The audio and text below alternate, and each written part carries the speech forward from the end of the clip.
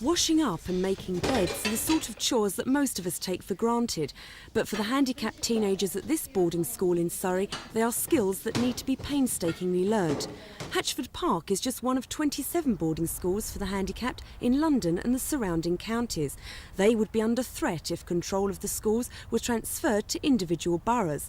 Parents and governors feared that schools would be sold off and prime sites sold to private developers. But today the ALA and LBA have thrashed out an agreement to safeguard their future. Head teacher Roger Huxtable says they must be saved because they have so much to offer.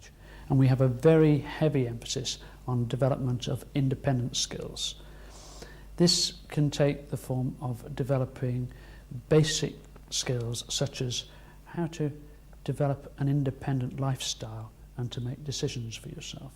Do you find that the youngsters who come here are very different when they leave? I think so. I think the parents are the ones that notice the greatest difference.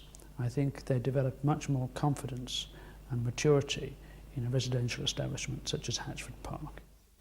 Now, after months of wrangling, an agreement has been thrashed out. I am pleased to say that we have secured agreement across all the London boroughs, and the future of the special boarding schools is now secure. School governors and parents set up a trust to campaign for coordinated control, and despite today's meeting, they've pledged to keep up the pressure. We want to make sure that there is a coordinating arrangement across the whole of London to ensure that the placement of children in these schools can continue virtually as before.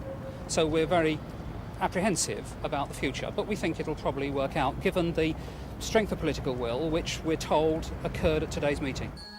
Next week, the London boroughs are to present their package to Minister Angela Rumbold, who will also be considering the recommendations of the Government Working Party. For these teenagers, the final outcome will make all the difference to their lives. This is Elke Tullett for Thames News.